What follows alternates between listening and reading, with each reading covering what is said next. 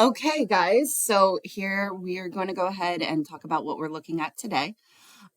Basically, in this worksheet, all you're going to be doing is you're going to be identifying the information that you have based on what you're given. So you can see right here in this question number 1, you're going to answer everything right here. Question number 2, right here will be these values, and it will be answered right here. So the first thing that you're having to do is go ahead and identify from this list of values that I'm looking at right here, is this going to be linear or exponential? So the first thing that I have to do is I have to identify if there's a common difference or a common ratio. So in order to do that, I see that these are going up by 1, 0, 1, 2, 3, 4, 5.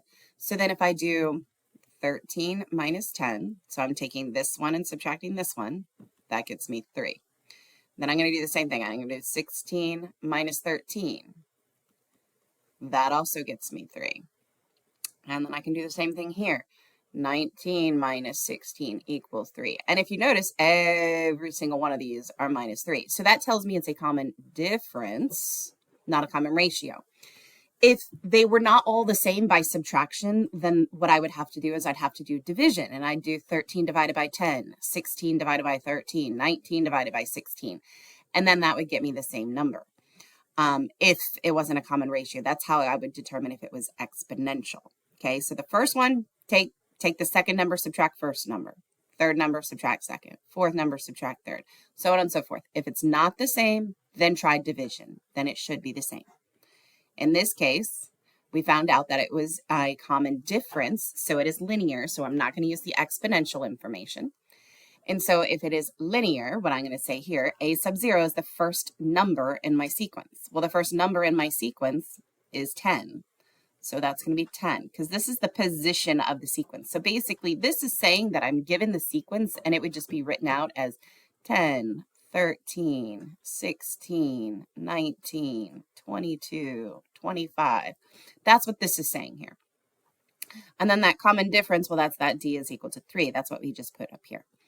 Now write the rules, recursive and explicit. So if you notice right here, it says I've got this or this. One of these would be if it was linear, and one of these would be if it's exponential. This is linear. This is exponential or geometric. This one right here is linear, and this one right here would be geometric, so that exponential, okay? So you're doing one or the other based on what you chose up here.